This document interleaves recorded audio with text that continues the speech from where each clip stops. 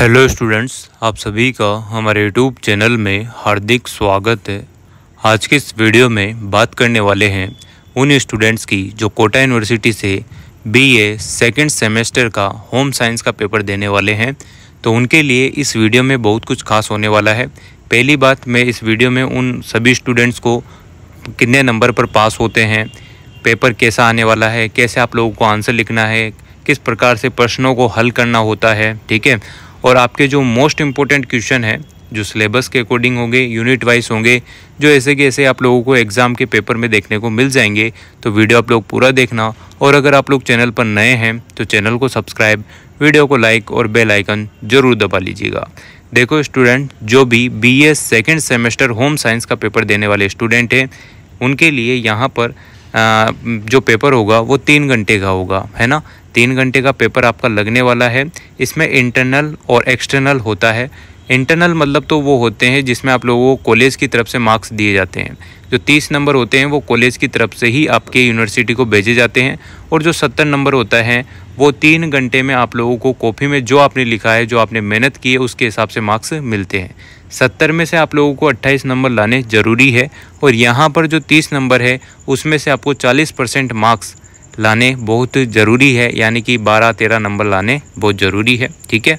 तो देखो, पहले तो जो वो स्टूडेंट देखिए जो रेगुलर स्टूडेंट है उनको 30 नंबर कॉलेज वाले कैसे देते हैं। मिड टर्म होता है, टेस्ट होता है एक, वो 20 नंबर का होगा। और सेमिनार, प्रोजेक्ट या जो प्रेजेंटेशन होगी वो 10 नंबर की होगी।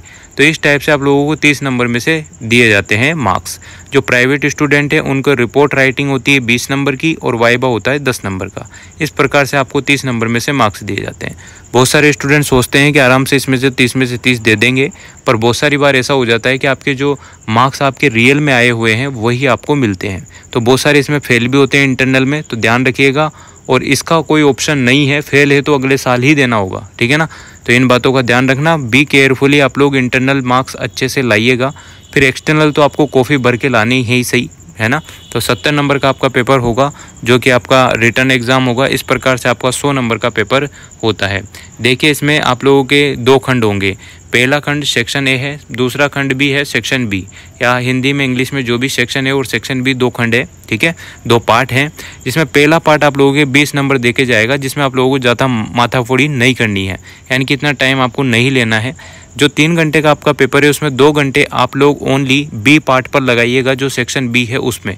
1 घंटे में आप लोग ए पार्ट को दे सकते हैं। और अगर आपकी स्पीड अच्छी है तो ए पार्ट को 30 मिनट भी आप लोग दे सकते हैं, क्योंकि ये आप लोगों को ओनली 20 नंबर या 20 नंबर ही देगा। बाकी बचे कुछ मार्क्स हैं वो आपको 50 नंबर सेक्शन बी से मिलेंगे। तो देखो, पहला जो पार्ट है उसमें 10 क्वेश्चन आते हैं, है ना। 10 के 10 ही करने हैं और 2-2 नंबर का प्रत्येक क्वेश्चन रहेगा। और 40 शब्द आपको लिखने हैं, मतलब कि आधा पेज 1 पेज आप लोग लिख सकते हैं, ठीक, अगर आपकी इच्छा हो तो। नहीं तो 40 शब्द ही लिखने हैं। बाकी सेक्शन बी की बात करें तो 10 क्वेश्चन आपके आएंगे, प्रत्येक यूनिट से 2-2 क्वेश्चन के अथवा में आएंगे, है ना। और उसमें से आपको 5 क्वेश्चन छांट के करने हैं। 2 क्वेश्चन में से 1 क्वेश्चन, इस प्रकार से 10 क्वेश्चन रहेंगे, उनमें से 5 करने हैं। और प्रत्येक क्वेश्चन 10 नंबर का रहेगा, तो 5 क्वेश्चन 50 नंबर के हो जाते हैं। 400 शब्द लिखने हैं, यानी कि कम से कम दोनों तरफ के पेज मिला के 4 या 5 पेज आपको लिखने हैं, ठीक है ना। इन बातों का ध्यान रखना है। बीए की कॉफ़ी कैसे लिखें, बहुत सारी वीडियो मैंने बना रखी है, लिंक डिस्क्रिप्शन में दे दूंगा, आप लोग देखना, उससे आपको बहुत हेल्प मिल जाएगी, ठीक है। कॉफ़ी जो है 35 पेज की आ रही है, तो 30 पेज आप लोग ज़्यादा से ज़्यादा भरें। कॉफ़ी भरने के भी आपको मार्क्स मिलते हैं। जो क्वेश्चन पूछा है उसी से रिलेटेड आप लोग बातें लिखें। अगर आपको कुछ नहीं आ रहा है तो भी आप लोग अच्छे मार्क्स तो आ ही जाएंगे। यूनिट टेस्ट की बात करते हैं, इसमें जो इंपॉर्टेंट क्वेश्चन है उन पर आ जाइएगा। जो इंग्लिश वाले स्टूडेंट है वो स्क्रीनशॉट लेकर देख लेना, पढ़ लेना। हिंदी में मैं आप लोगों को बता रहा हूँ, क्योंकि ज़्यादातर स्टूडेंट हिंदी मीडियम से ही हैं। देखो, जो आप लोगों के क्वेश्चन बन सकते हैं वो ये है कि खाद्य, पोषण, पोषक तत्व, स्वास्थ्य और डायटेटिक्स, ठीक है। डायटेटिक्स की परिभाषा आप लोगों से पूछ सकता है कि इन सभी की परिभाषा लिखो। या फिर आप लोगों से पूछा जा सकता है कि भोजन के कार्य क्या है, शारीरिक, मानसिक, सामाजिक और सांस्कृतिक कार्य के बारे में विस्तार से वर्णन कीजिए। इसी प्रकार से क्वेश्चन आपको देखने के मिलेंगे, ऐसे के ऐसे ही।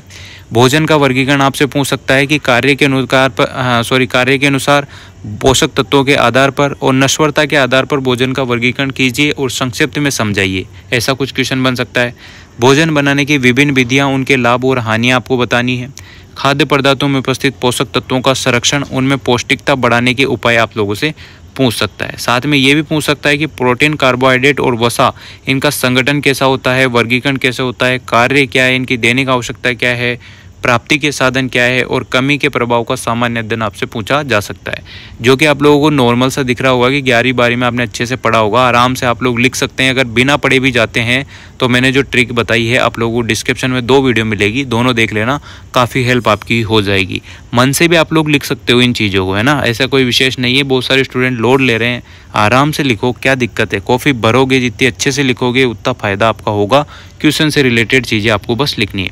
दूसरी यूनिट की बात करते हैं, उसमें आपके खनिज लवण है, जिनमें आपके खनिज लवण के कार्य पूछ सकता है, दैनिक आवश्यकता पूछी जा सकती है, कमी और अधिकता का प्रभाव, जैसे कैल्शियम की कमी हो गई, फास्फोरस की, लोहे की, आयोडीन की, फ्लोरीन की, सोडियम के स्रोतों की, इन चीज़ों की आपसे खनिज लवण से संबंधित क्वेश्चन बन सकता है।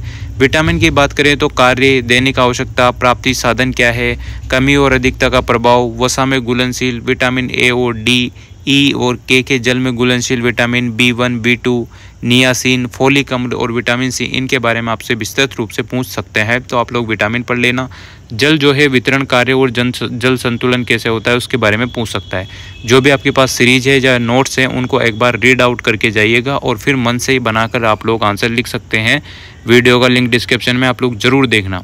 यूनिट 3 की बात करते हैं तो उसमें आप लोगों के आहार नियोजन पूछ सकता है, जिसमें संतुलित भोजन आएगा, महत्व और अनिवार्य घटक आपसे पूछ सकता है। ठीक, आहार आयोजन के लाभ, आहार आयोजन करते समय ध्यान रखने वाले कारक पूछे जा सकते हैं। विभिन्न आयु वर्ग के लिए आहार नियोजन क्या क्या है, विभिन्न आयु वर्ग के लिए प्रस्तावित पोषक तत्वों के आहारीय मात्राएं क्या क्या है, वो आपसे पूछी जा सकती है। यूनिट 4 की बात करें तो इसमें देखो आप लोगों के बहुत ही अच्छे क्वेश्चन बन सकता है कि कारण, लक्षण और आहारीय परिवर्तन बताओ, निम्न में से 2 पर बताओ, तो 2 का पूछ लिया, जैसे कब्ज और अतिसार दे दिया, अतिभार अल्पसार दे दिया, या तिरु बुखार दे दिया, पेटिक अल्सर या मधुमेह दे दिया, उच्च रक्तचाप यानी कि बीपी हाई हो जाती है वो दे दिया, हेपेटाइटिस दे दिया, है ना, उपचारात्मक आहार, आहारी उपचार के उद्देश्य क्या है ये पूछ लिया। तो ये वेरी इंपॉर्टेंट क्वेश्चन इसमें से बनेंगे, सभी में से बनेंगे बनने में, तो आप लोग देख लेना हल्का फुल्का, और आप लोग मन से लिखें और ज़्यादा लिखें, कॉपी पूरी भरने की कोशिश करें, पॉइंट बनाकर लिखें। यूनिट 5 की बात करते हैं तो ऊर्जा चयापचय आपसे पूछ सकता है, मापीकरण की इकाई, कैलोरी, भोजन के फ्यूल वैल्यू पूछ सकता है, आधारीय चयापचय दर जो है परिभाषा पूछ सकता है, नाप पूछ सकता है, प्रभावित करने वाले कारक आपसे पूछे जा सकते हैं, संपूर्ण ऊर्जा आवश्यकता को प्रभावित करने वाले कारक, ऊर्जा के साधन, ऊर्जा संतुलन पूछा जा सकता है, खाद्य परीक्षण पूछा जा सकता है कि खाद्य परीक्षण के कारक क्या हैं, घरेलू स्तर पर इस को परीक्षण करने की निम्न विधियां होती है, जैसे भंडारण होगी, बहुत सारी चीज़ें हैं, आप लोग पढ़ लेना आराम से। खाद्य अपमिश्रण जो है उसमें देखो परिभाषा पूछ सकता है कि खाद्य अपमिश्रण की परिभाषा क्या है, भोजन में उपस्थित अपमिश्रण कौन कौन से हैं, ठीक है, घरेलू स्तर पर इन्हें पहचानने की विधियाँ कौन कौन सी है। इस टाइप से आप लोगों से बहुत सारी चीज़ें पूछी जा सकती है। तो आप लोग ज़रूर ये सारी चीज़ें पढ़ के जाइएगा। अगर आप लोगों ने कुछ भी नहीं पढ़ा है तो होम साइंस में आप लोग जितना अपने मन से लिखोगे उतने भी अच्छे मार्क्स आपके बन जाएंगे। वीडियो के लिंक, दोनों वीडियो के लिंक डिस्क्रिप्शन में है, तो ज़रूर देख लेना। वीडियो अगर अच्छी लगी हो तो like, comment, share and subscribe. Thanks for watching.